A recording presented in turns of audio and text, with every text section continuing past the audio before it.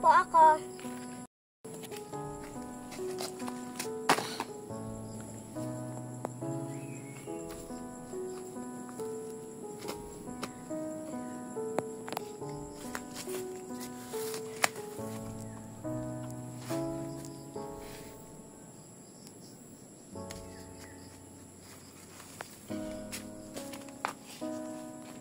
Bata pa lang ako, tumigil na ako sa pag-aaral.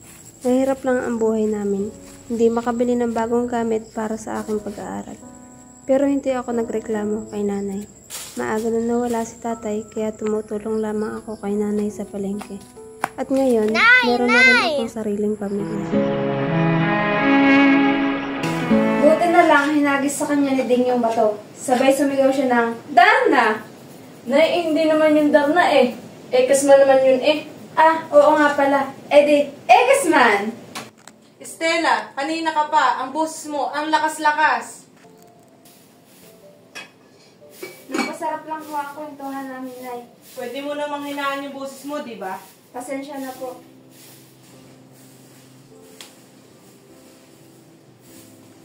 Nak, pwede ba akong tulungan magbalot ng suman?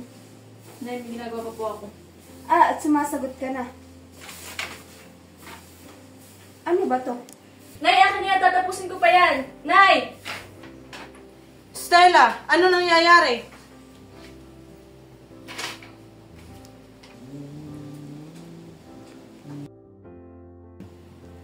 Oh, ito, apo.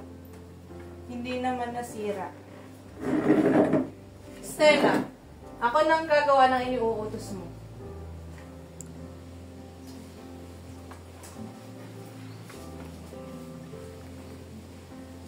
Inay, yung perang pambayad sa kasera ko. Pagkasyahin mo muna ng 1,000 allowance mo yan. Inay, kulang to. Pagkasyahin mo muna yan. Na-delayed yung padala ng Kuya Daniel eh. Inay, ate, una na ako.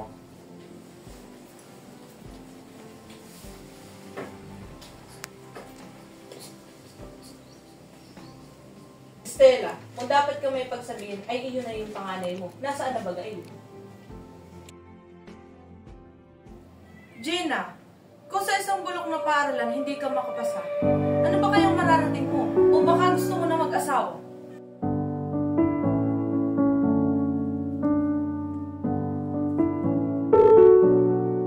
Nay, ano ba yun? Hindi ka ba marunong kumato? Ano bang problema kay Gina? Halos ginagawa naman niya lahat ng mga kaya niya. Pwes, hindi yung sapat. Mahina na nga ang ulo. Kaya dapat, doblehin, triplehin. Yan ay kung gusto mong umasin sa Gina. Huwag kang mag-alala, Nay. Hindi magpamana sa akin ng mga anak ko. Minamosama mo pa yata ang pagkakaya ko sa mga bata. Yun ay ginagawa ko lang. Hindi mo. Kaya nga pwede niyo na akong palitan bilang ina ng mga bata. Hindi kita pinapalitan. Nagmamalasakit lamang ako. Nakakasakal kayo kung magmalasakit. Aba, Estela, wala kang karapatang ipasangalin ako. At sa pamamahay ko pa. Hindi ko kayo nilalabastaman. Nagsasabi lamang ako ng totoo. Hindi ko na nga alam kung ano ako rito eh. Kayo ang tumatanggap ng sahod ni Daniel. Kayo ang nagmamando sa mga anak ko. Ultimo ulam dito sa bahay, kayo ang nagdidesisyon. Nang dahil sa anak ko, pinakikisamahan kita. Pero sumusobra ka na, Estela. Alam kong ignorante ka, pero kailangan mong matuto na gumalang sa katulad kong matanda. Akala mo ba, Estela, sayang-saya ako na ako ang nag-iisip para sa lahat? Hindi, Estela. Sa totoo lang, pagod na ako. Kaya lang kailangan kong gawin. Dahil hindi ko naman maasahan eh. Dahil bobo ka. Magsilayas na nga kayo mag-iina dito sa kwarto ko. Sige na! Sige na!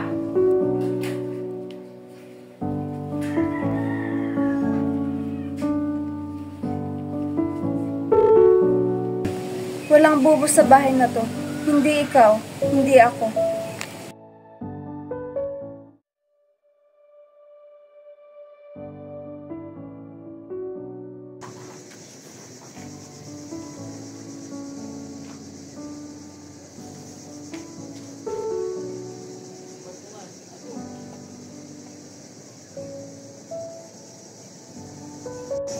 Anong ginagawa mo? Bababa na po ka sa barko. Sa gitna ng biyahe? Bababa? Malapit na po kasi sa binaungan natin yung probinsya namin. Pasensya na po, paalam. Anong pasensya? Hoy, Kapag itinimbre kita sa mga kapwa kapitan, tinan ko lang kung makasampa ka pa ng Enter Island. Ako bang pinagmamalakihan mo? Anong akala mo? Obra ka sa abroad. Mahina ang 40 mil mo, bata. Hindi ko galing naglalagay. Saka, pinalaka ako ng mahusay ng magulang ko at hindi ako galing kadesperado. Ang sabihin mo, wala kang alam. Sige, umarya ka. Tinan ko kung hindi magutom ang pamilya mo.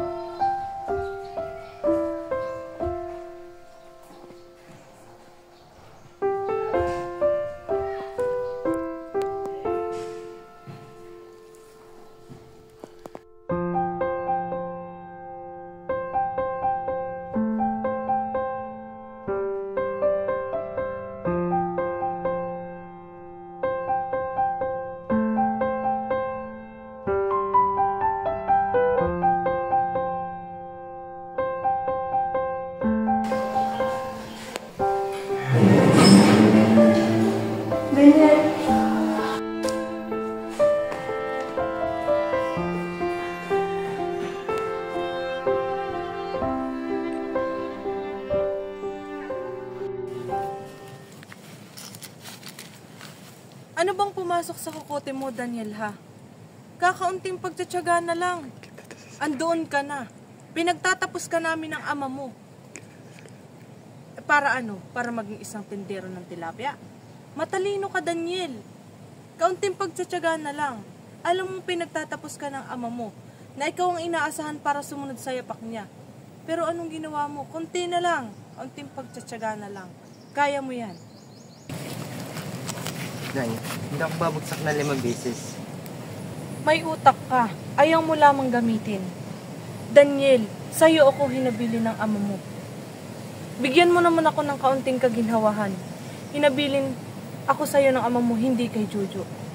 Mag-apply ka uli sa Maynila para makapasa ka papuntang ibang bansa.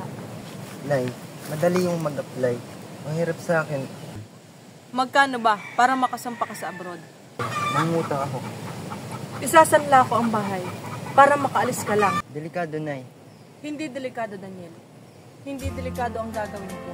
Dahil alam kong hindi mo ako bibigyan. Tay, maayos po ba yan? Hindi na, ang dami na sira eh. Bibili na lang tayo ng bago. Kailan po tayo bibili? Kapag nagkaroon tayo ng pera. Pag nagpunta na sa tatay sa ibang bansa. Tay, ayos po ulit kayo. O anak. Oh, Nay. Wag na, amoy pawis ako. Kailan ang alis mo? Nag-isip-isip ko na malis na kasi. Wala namang mayayari sa atin sa talipapa. Paano mo naman malalaman ay hindi pa nga natin nasusubukan? Sa bagay, kahit naman ang sabihin ko ay nakapag-desisyon na kayo ng nanay mo. Stella, ang sa nanay, solution lang. Sa atin pa rin naman desisyon eh. Kaya nga tayo nag-uusap eh. Ang luwas na to, taya bato na. Kahit anong mangyari, hindi na ako pwedeng bumalik dito ng bigo. Sige, Daniel. Umalis ka, pero sasama kami. Kung nasaan ka, doon din kami. Kung mawawala ka dito, gusto ko na lang nakabukod kami.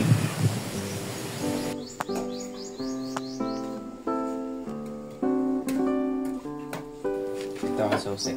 Sige, salamat.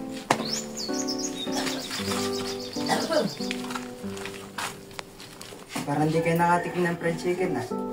Eh, paano kasi? Puro isda ang niluluto ng nanay mo. Nay, mabuti kaya ang isda sa katawan. Hindi tulad ako. Sige, John. Kapag nakapag-abroad ako, puro manok ang ulamin mo araw-araw. Sayang naman, inay. 3 semester na lang. Eh, wala pang pinapadalang pera ang kuya mo eh. Ang sweldo ko naman, nauwi lang sa hinuhulugan na utang. Ayoko namang marimat ang bahay eh. Paano naman yun, inay? Lagi na lang ba ako huli sa prioridad nyo? Kung hindi ka lang nagpalipat-lipat ng kurso eh, sana marino ka na ngayon eh. Tulad ni kuya, taga-tik-tik ng kalawang, di bali na. Huwag mo namang minamaliit ang kinuhang kurso ng kuya mo. Dahil sa pagtiktik ng kalawang, nakapag-aral ka. Ngayon, tayo naman ang magtitiis. Konti na lang, makukuha na niya ang lisensya niya. Kung makukuha niya. Bugok ka pala eh. Inay, isipin niyo naman, 5 beses na siyang bumagsak. Ayaw niya sa dagat, gusto niya engineering. Sinunod lang niya kayo. Pero ang totoo, nabibisit siya sa ginagawa niya. Tigilan mo nga ako, Jojo. Umiinit lang ang ulo ko eh. Basta wala tayong pera, titigil ka muna sa pag-aaral. Kung si kuya nasa kalagayan ko, hindi yun ang sasabihin niya.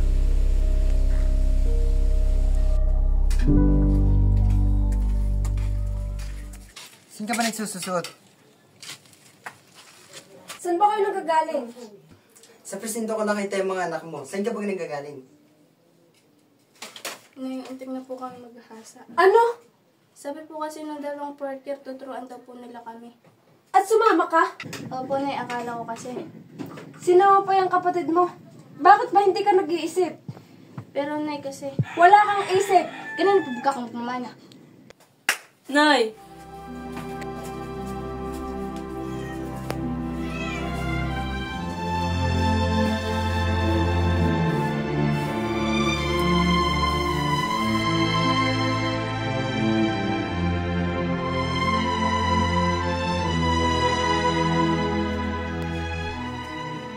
O, saan ka na naman galing? Maiinit ka. Higa ka muna.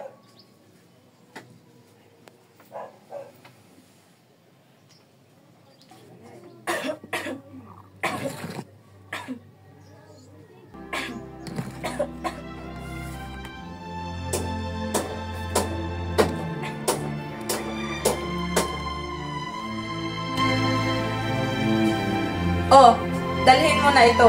Ito lang. Dahil si Gina, allergy sa gamot na ito. Naintindihan mo ba? Ito lang. Naintindihan mo?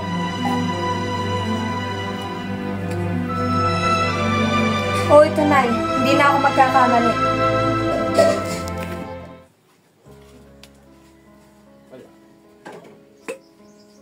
Andun.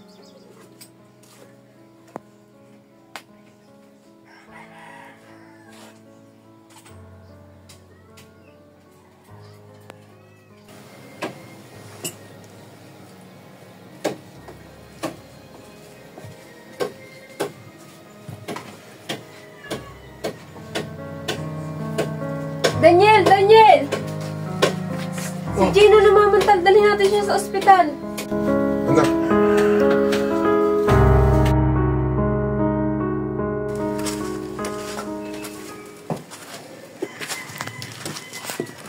Daniel, may babalita ako sa'yo maganda.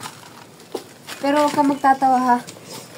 Napag-isip ko na rin kasi na pumasok na rin sa eskwela.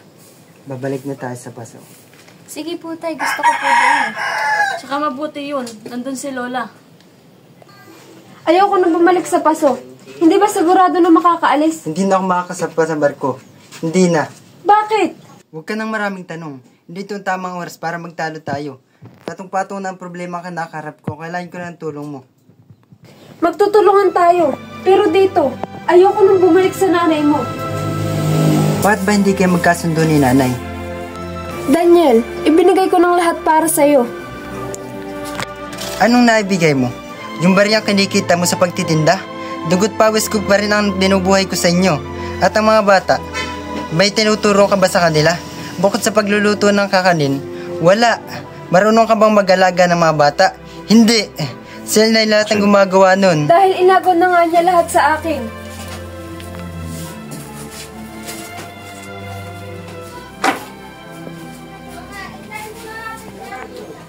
Kasi hindi mo kaya. Ba't di mo aminin yun? Akala mo masaya ako sa'yo? Umuwi ka na bahay na amoy pawis, parang kargador ng pier. Marami papel si inay na hindi mo kayang gampanan ng Estela. At yan ang hindi mo matututunan sa pag-aaral ng bakada. Sige, babalik tayo ng paso. Pero hindi dahil wala akong alam, kundi dahil sa kahinaan mo.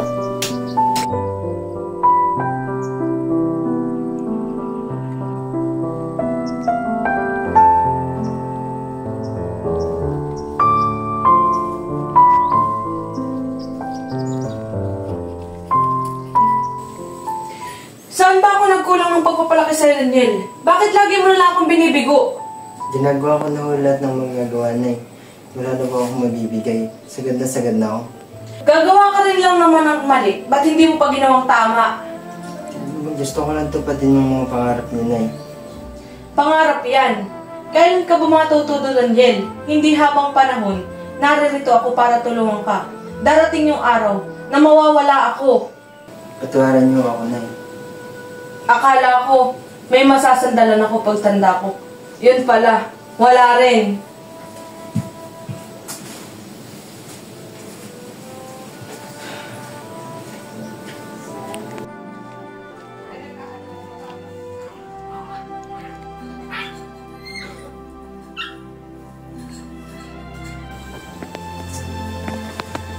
Umalis na tayo dito, Daniel. Doon na muna tayo sa aming pansamantala.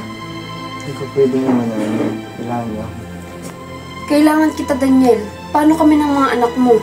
Hindi ako alis dito. Gina, tumango ka dyan. Alis na tayo.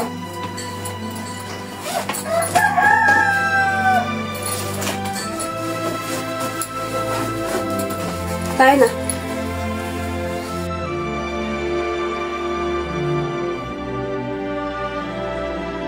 Daniel! Daniel! Daniel, dali! Ang asawa mo! Aalis! Dala ang mga anak mo! Anong kalukuhan ang ginagawa niyo ha? Bitawan mo ako. Ano to? Magsama-sama kayo marurunong. Kahit kailan hindi ka naging padre at pamilya. Hindi ka nagpakalalaki. Wala kang bayag, Daniel. Pwede ba, Stella? Tigilan mo na ang kahibangan mo. Yang kaplastikan nyo ang tigilan nyo. Tumanda na kayo sa pagtuturo pero hindi ninyo naturuan yung sarili nyo na magpakatao. Pareho lang kayo ng anak nyo. Tumigil ka na! Sige, saktan mo Wag! ko. Sige, Daniel, Wag! saktan mo ko. Magsama pa kayong dalawa. Sige, pagtulungan nyo ako. Ano, kala nyo? Urongan ko kayo? Sige, umalis ka. Pero may iwan ng mga bata.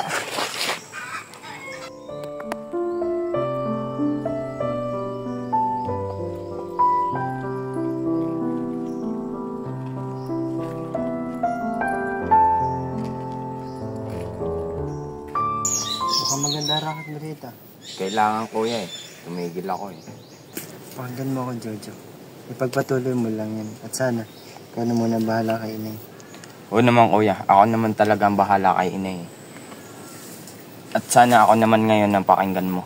Sunduin mo si ate at wala ka na makikitang katulad niya. Alam ko naman yun eh. Sana lang sumama siya sa akin.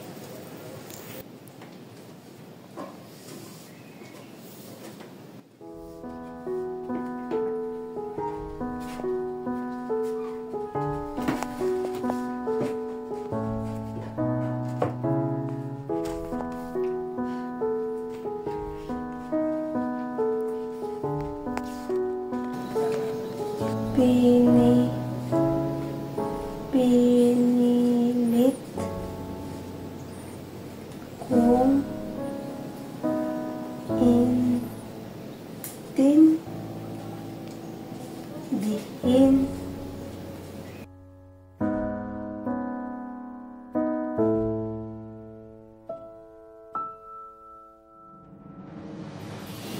Bukas alis na tayo sa putar niya. Hindi pala lahat ng kwento masayang wakas. Hindi pala lahat ng pangarap natutupad. At isa ka sa mga pangarap ko na hindi ko natupad, Daniel. Handa na ako, Stella. Alam kong kaya natin. Hindi ko na kaya makisama sa'yo. Hindi mo na ba talaga mahal? Wala na akong tiwala at wala na rin akong respeto sa'yo, Daniel. Paano pa kita mamahalin? Pag nagtagal pa ang pagsasama natin, tuluyan na ako mawawalan ng respeto sa sarili. Hindi ako nakapag-aral kaya siguro nga bobo ako. Pero kahit ganun, kailangan ko ng respeto sa sarili. Ayaw kong mawala yung Daniel. Yun na lang ang natitira sa aking sarili. Mawala na ang lahat, wag lang ang respeto.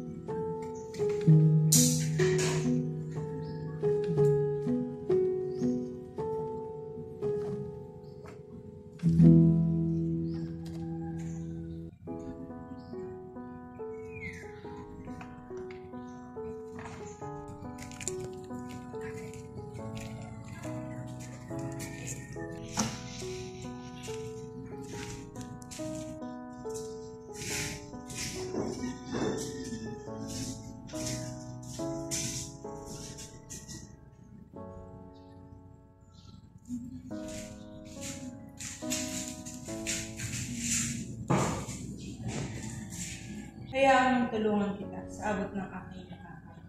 At huwag kang mahihiya sa sasabihin ko. Mahalaga, makayanan mo para sa inyong mag-ina.